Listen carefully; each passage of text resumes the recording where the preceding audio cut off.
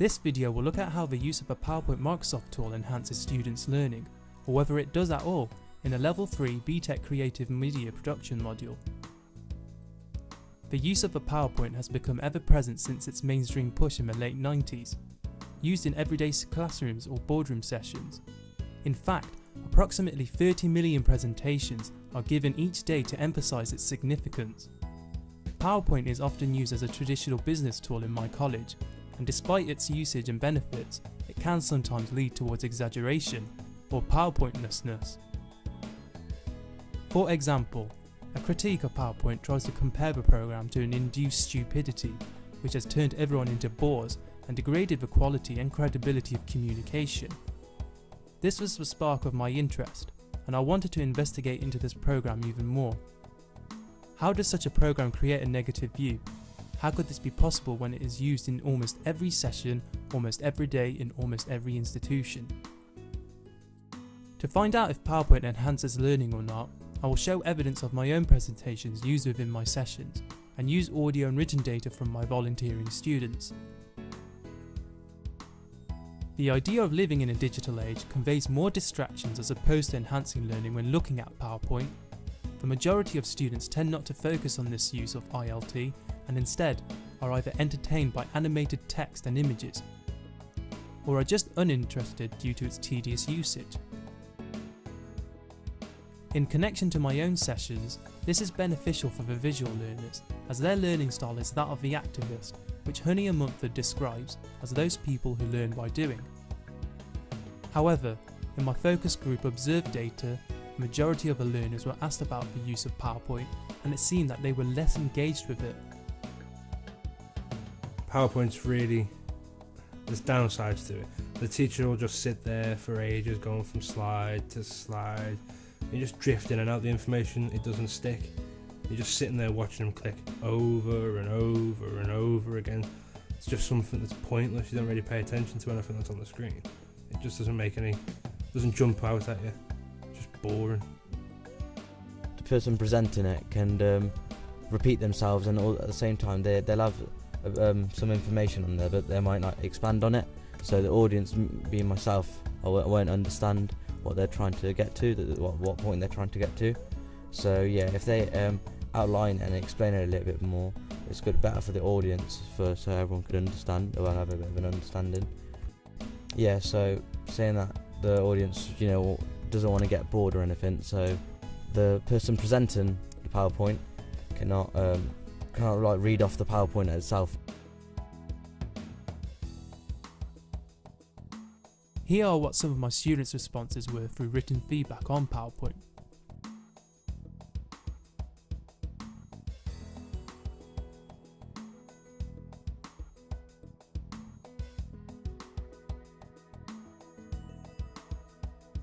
This research brings up the question of who benefits more from this program in a digital age. This is emphasised during my sessions where the teacher's use of PowerPoint is shown through a traditional Microsoft computer and demonstrated via an interactive whiteboard. However, the students are to use the modern Apple Mac computers, which has different functionalities to the Microsoft version. Students often found compatibility issues when trying to showcase their presentations, which was made on a Mac, through the interactive board which was connected with a Microsoft computer. One of the problems with PowerPoint is when you go in and you do all your work on a Mac, and then you come to your presentation, it can be on a PC, and then you've got to try and learn the difference with the compatibility between the two. It becomes a bit of a problem, because some of the times when I've done it, you'll go over to the computer and some of the links aren't linked up right, so it'll take you to completely the wrong page, and then you're sitting there for about 5-10 minutes trying to go back to the slide you were supposed to, and it just ruins the whole presentation, because then people drift off and talk and just end up like a bit of a muppet. There is an apparent gap between the students and the use of PowerPoint, not only through using the program, but also the technical aspects behind it. Therefore, it can be argued that it doesn't enhance learning. Bechter has realised the importance of student understanding of the technology, stating that when schools use technology effectively, it can have a direct impact on pupil attainment and results. It makes a connection within other digital technologies, making the most of the internet mobile phones, interactive whiteboards, school radio stations, blogs, podcasts, and video conferencing, helping to create a stimulating and engaging environment for their students. So this applies to PowerPoint, that if used in a pedagogically sound manner, then it does indeed enhance learning. When I teach media to my students, often I would incorporate the majority of these types of technologies within the PowerPoint program. If properly implemented, it provides the tools and the means for students to create and display serious work in a new, exciting and engaging way that is appropriate for all ages, groups and abilities. So now we move on to the more positive aspects of using PowerPoint to enhance learning. In my group data, some of the students were recorded as saying, There are a few advantages to PowerPoint. When people have got good pictures that relate well to the information, you end up getting drawn into that picture, and then you realise when you're leaving, you've subconsciously taken what they've said and associated with that picture. So the next time you see pictures or information that way, you realise how much you've learned. So it can work quite well that way. I find them really helpful. They're like useful, as in the source of information you get from the person presenting it.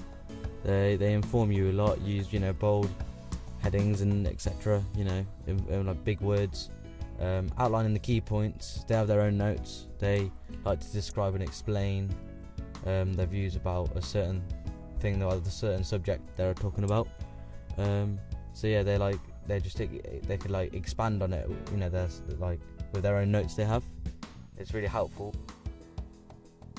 As a result, PowerPoint can be effective for a constructivist approach, allowing students to actively take part and take in previous knowledge in order to produce their own.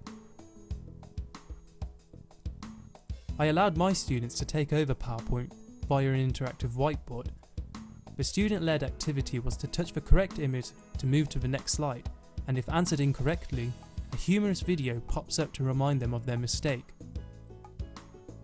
Yeah, it was really interesting. We did the interactive whiteboard presentation quiz.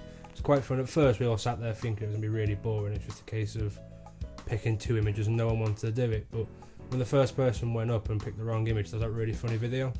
And it just made things a bit more interesting. It's always normally boring just sit there for an hour and a half getting told all this information. But it was fun to have the chance to test each other, see who was better, who could tell what was wrong. And there's the funny video, of course, so it's great. They're like I was using it as a volunteer to take part in the presentation. Doing this, it allowed me to get off my feet, be more involved in the presentation itself, as in doing a quiz. So choosing the right and wrong answers. It was like if I clicked on the wrong answer, there'd be a video saying I was wrong, and it just like gave the audience a bit of excitement, as in it was just funny and amusing. And the same for a right answer. And so it gets you more on your feet, and it's like more towards the practical side, and it's something it's fun, and it's like enjoying, and I picked up a lot more in this way, and then rather picking up in a different way, as in just listening to someone presenting it. So it's a lot better. I moved away from the teacher just presenting and clicking to the next slide, and allowed the students to feel more actively involved. The technology must be used for a purpose, that is, taking the fundamentals and technology learned over a semester and applying it to a project, where creativity and uniqueness is required and rewarded. Students were able to configure their presentations to their liking, with no restrictions to documents or paperwork, encouraging them to adopt an accommodating or hands-on approach. This built on the teacher-student relationship, and so therefore it had humanistic values, where I as the teacher act as an understanding adult and facilitate my students' progress and learning. The use of PowerPoint in the classroom will no doubt inspire the teachers to approach their tasks with a great sense of purpose, and more importantly, a sense of play to make the learning process fun for students. We must make teaching accessible and student-centered with the use of PowerPoint, as I demonstrated through the use of the interactive whiteboard. By doing this, we are able to relinquish the static business tool which PowerPoint had been originally designed for, and transform it for the students' needs. This can move away from what has been mentioned as PowerPointlessness and induced stupidity to presentation-enhanced learning. PowerPoint is a guide for learning and not a replacement of communication between teacher and student.